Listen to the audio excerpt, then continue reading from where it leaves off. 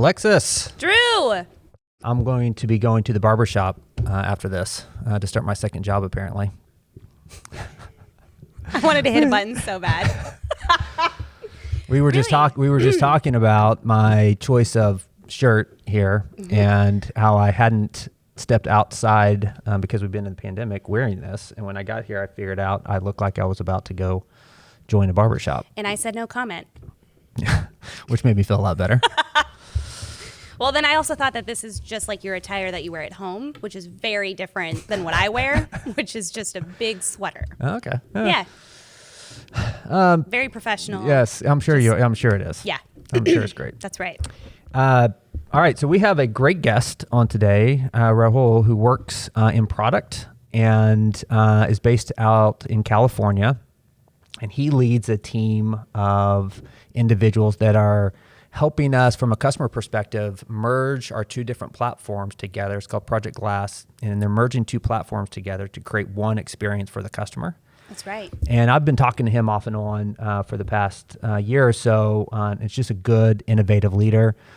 He's originally from India. He worked at Flipkart for a little while and has done some great things here at Walmart. He's a difference maker for sure.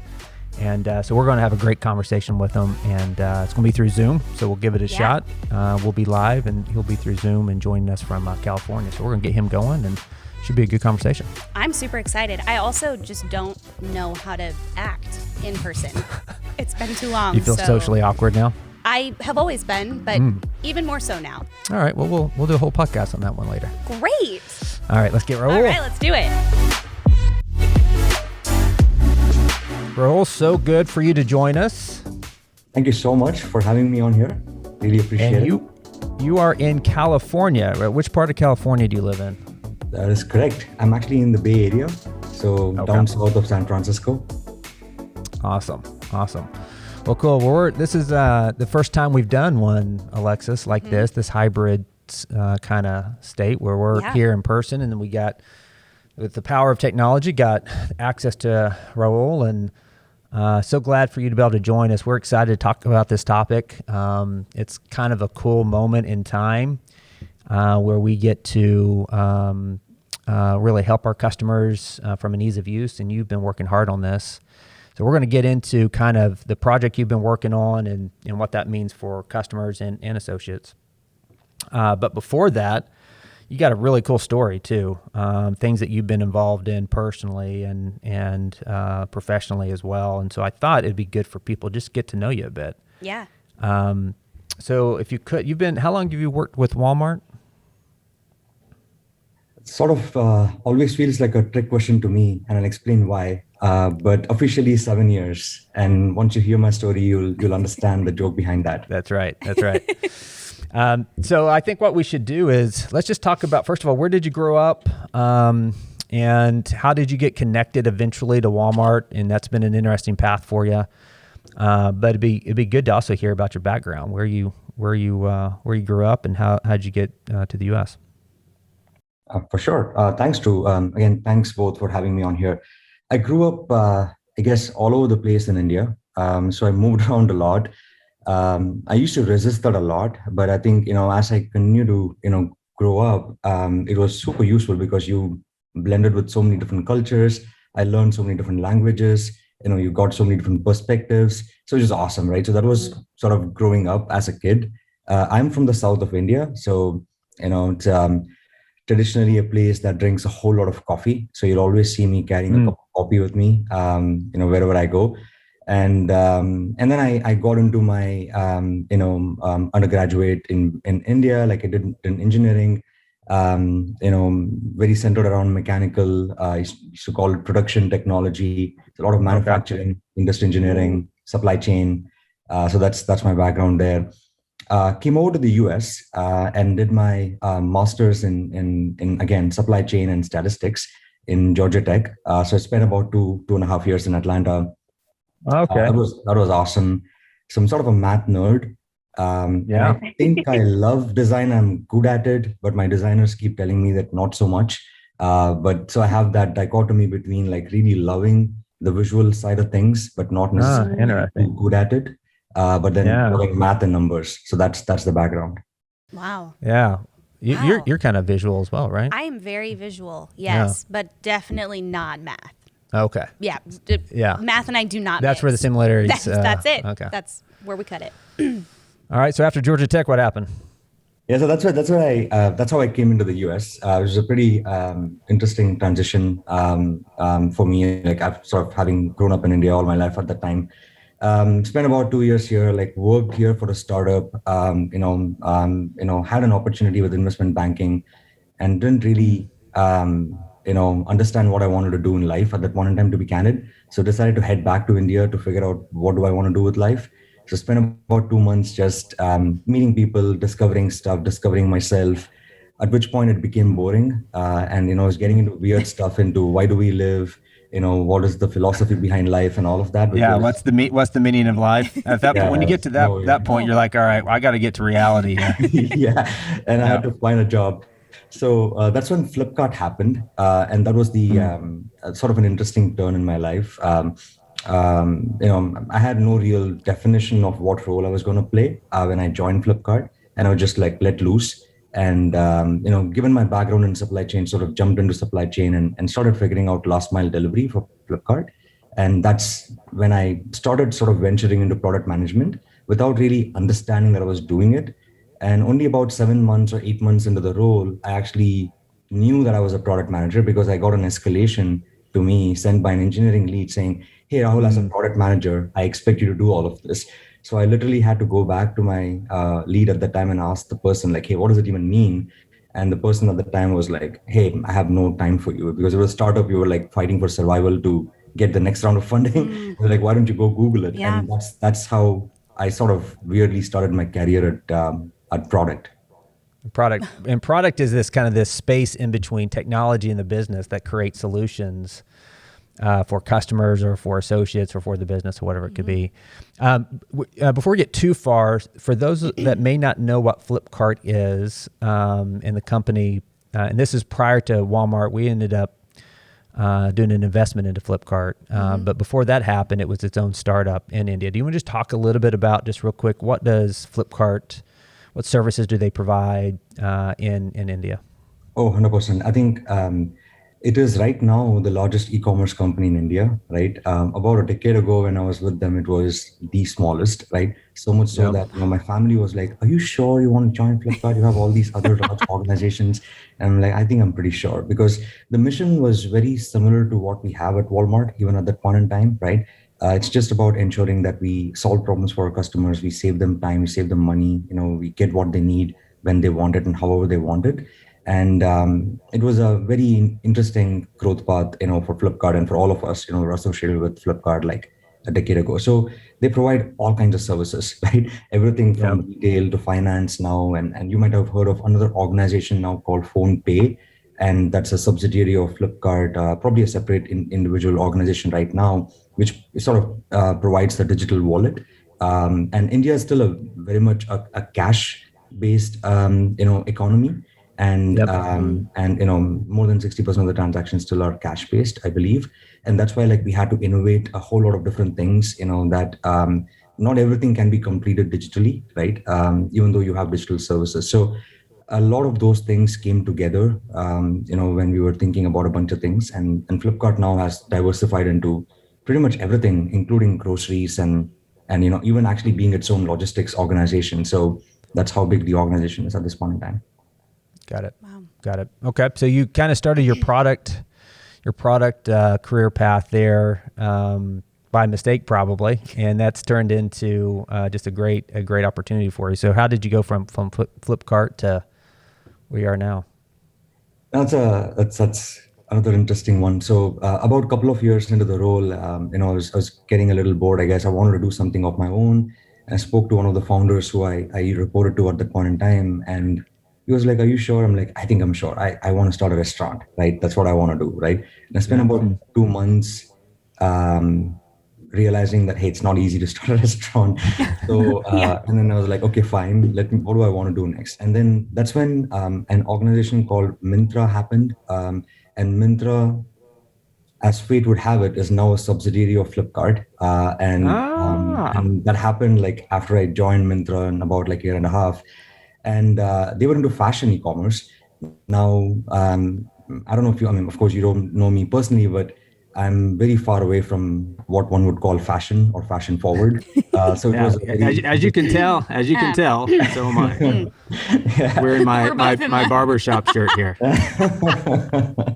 Well, it's very similar here as well. But so I just have like a bunch of t-shirts and a bunch of hoodies, and that's pretty much what I call fashion. But that was a very interesting gig for me because I was part of the initial product group. Again, spent some time, working in the CEO's office, like solving different kind of problems.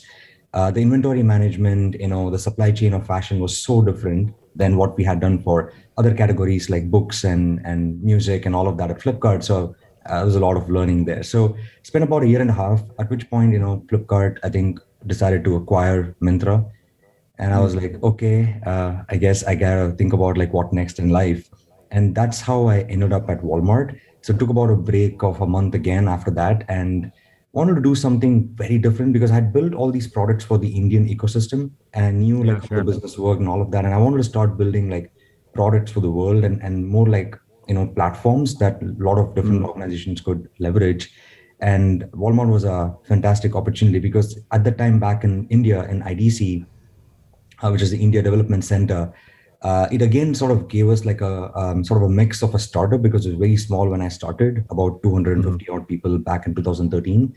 And we were building products for Canada, Mexico, US, UK, right? And you had to think through all different kinds of customer use cases and scenarios before you would actually decide to build something into your platform, which was a completely different ball game, right? And completely different Yeah, sure. scale. Like the scale of Walmart was astonishing for me. The impact that you could create by even making a small change on a page Yeah. Yeah. was crazy until I actually saw it. I didn't believe it. So that's really, how I started falling in love with the problem space that we are in, the scale that we operate at, and the people that, we work around. So that's how I got into Walmart. And then we ended up acquiring Flipkart, right? A portion of it. And you, and wow, how weird is that? So you left Flipkart, you went to, Flipkart bought you, then you left and you went to Walmart, and then Walmart did an investment into Flipkart. And so kind of goes full circle. Isn't that crazy? That's crazy. And that's why, like, every time someone asks me, like, hey, how long have you been with Walmart? It's a sort of I hesitate to say, like, all my life or the last 30 years. Yeah, exactly. Yeah. How cool is that? All right, we'll get into a little bit of what the last couple of years have looked like, and specifically glass. But before we do that, also want to. Do you still have family in India? I'm assuming. How are they doing? I know it's from a COVID perspective. It's challenging times there. Everybody safe and okay? Thanks for asking that, Drew. It's been a tough last few months for sure, right? I think the family's doing okay. Thankfully, right? It's just hard to though, see what's happening, and but I'm actually glad that Walmart and to the foundation and beyond, like, we've done a lot of things, for our associates as well as for our associates' families there. But we're finally coming out of it, right? So I think the situation has improved drastically. I think the curve is down. So hopefully, a lot better times ahead. Yeah, for sure. Well, I'm glad to hear that your family's safe. I know it's been a tough go, especially for the last few months. But it's good to hear it's improving, which is great. Let's get into a little bit of glass. Let me share my screen. So if you really, if you look at what we have today, right? We have these two different, completely separate websites, right? One called Pickup and Delivery, one called Walmart.com. They're separate, separate in terms of like what sort of items we sell, what assortment we carry, how search works, how payments work, like different payment methods for different things. And as you can imagine, like, people are people are a little confused by this, right? Because if you can imagine a real world analogy, right? You walk into the store, let's say you go into the grocery section, we tell you that, hey, you got to buy all of these groceries, and that's it, right? You walk back out. Now you got to pay, and then now you got to come through a different door so that you can buy your fashion and home and everything else, right? And people will be like, why would you do that, right? Why would you have two different doors to the same store? And that's Yeah. really a analogy that that some of us tell when you actually look at how our customers behave, right, online, because that's what they're really doing. And more importantly, I think from our perspective or Walmart's perspective, it doesn't allow us to showcase ourselves in all our glory, right? And allow us to solve all of our customers' life missions. And we're only solving like specific missions and allowing our customers to figure out how to get the rest of their life missions solved, right? So this is where we are. So it's almost like from a customer perspective, it's almost two different companies. It's two different stores that you're going to, right? Right. Two different checkouts, and it can be confusing. Mm-hmm.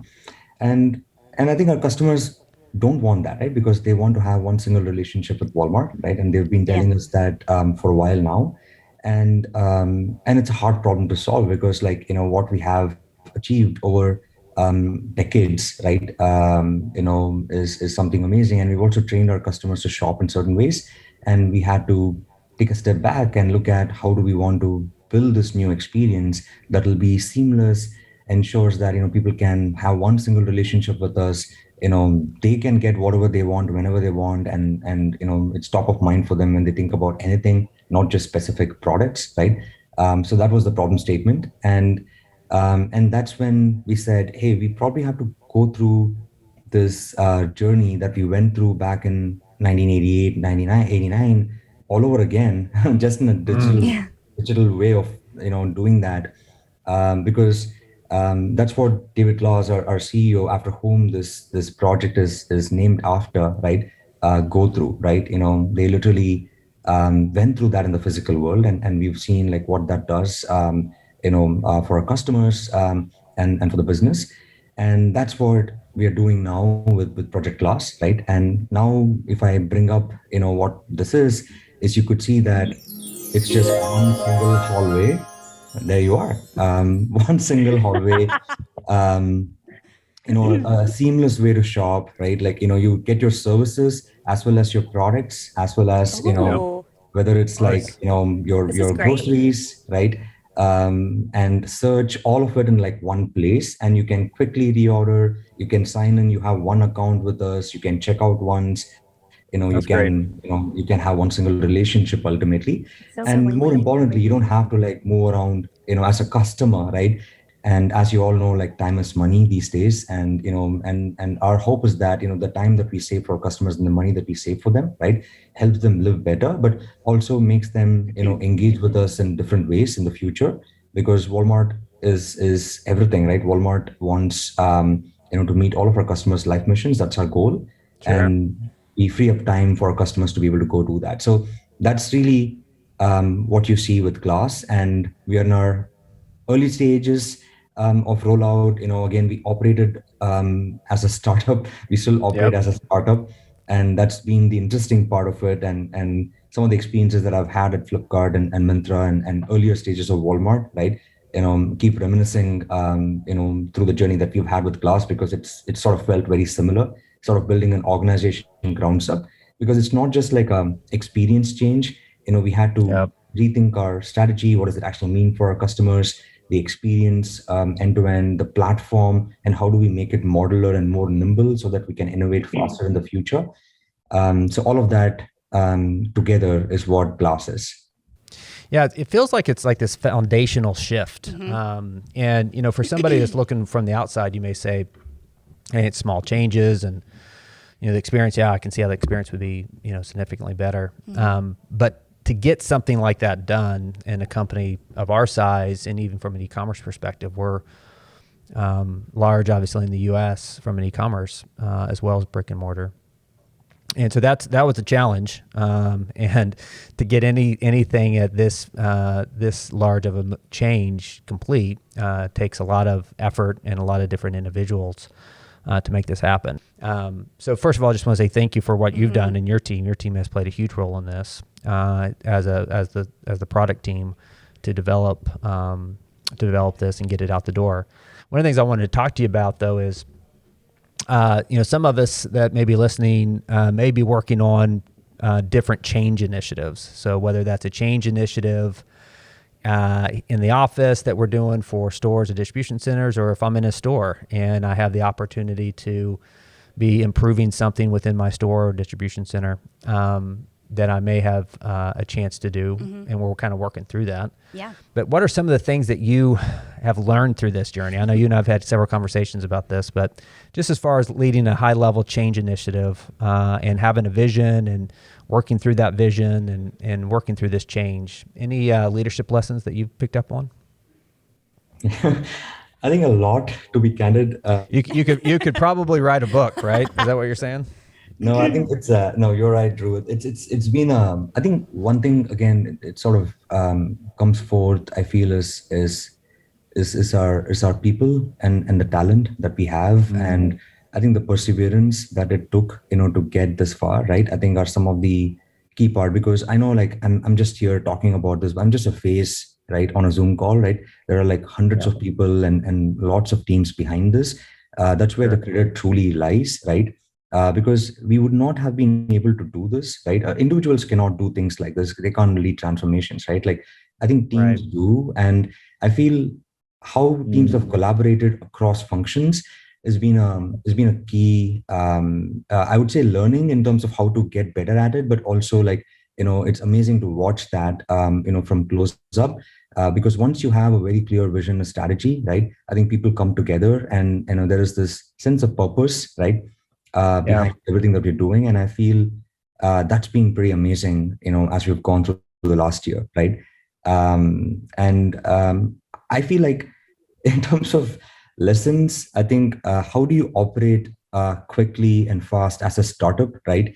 Make decisions every single day while bringing people together in a large organization, right? And we had to set ourselves like almost like startup like milestones that, hey, we have to build our prototype, we have to ship that out, and that's when we get our second round of funding. And then once we got that funding, we launched a beta experience, as you know, in iOS and Apple devices. That works. Okay, great. Let's get more funding. Let's do it on Android. Let's get more funding. Let's take it to the website, and then let's get more funding. Now let's make it an enterprise-wide initiative, which I think is what I call as growth, right? And I want to maybe like show a quick a visual of, like, what that looked like for us, right? Yeah, sure. And it's easy to talk about it, but this is literally what it is, right? Just a small team of 10, and the vision was established, right? We went to 6 stores very quickly in about 5 months for our beta, right? And that's when we caught, so to say, our first funding, if you will, to go do more things and test out the problem statement further. And then, as you see, we keep on growing the number of stores that we are in, the number of people that we are, having used the experience and the traffic overall. And then we are continuing to progress, right? So, and this is what I call as the growth mindset, right? It's about, like, how do you start small, but then, you keep scaling, right? And you are okay with failure. You're okay with experimentation, right? Because that's where you learn. And you fail not only with the product, but with the process, but with structures, but with, ways of working, like, and then you keep iterating. And I think the biggest thing for me was the trust the core team had in each other, right? Whether it was engineering, design, product, program, analytics, business. And we keep talking about the 4 in the box. And I felt like this is one area where I truly saw that come through, where it was just amazing to partner with some really amazing minds and more importantly, great people, good human beings. And I think that makes the magic. I love how you said individuals don't, an individual doesn't make a transformation, teams make transformation. Yes. Also, the fact that a lot of times when we're working on something, we want it to be perfect the first few times. And then that can be very, like, debilitating. Yeah, that's right. If it's not perfect, or if we fail, we're like, oh, well. Yeah. That's why it's important to start small, right? To do something, and you probably learned a lot on that first little dot on your slide. You probably learned a lot from that. Yeah. 100%. That was the toughest one, believe me, right? Because sure. Like, once you go through that learning, in terms of what worked and what did not, then I think you can start applying that, right? And that information is so valuable, right? In terms of what works and what does not. And that, I think, is what's led us to reach the stage. Yeah, that's awesome. How have you, whenever you are leading your team, how have you encouraged the idea of failing and making mistakes to be a celebration? Because I think whenever we make mistakes, that's where we learn from those critical feels of like, man, well, Yep. that's terrible. But instead of being like, yes, okay, so now we know it's not working. Right. Let's change it, let's adapt, and let's That's move right. forward. How have you kind of created that sort of atmosphere with your team of, okay, so we failed, but this is a good thing because now it takes us in the direction that we need to go? Great question. That's a great question, Alexis. And I think as with anything else, we also continue to iterate in how we lead people and how we lead ourselves, right? And that's been an iteration even for me over the last 1 year, right, through this process.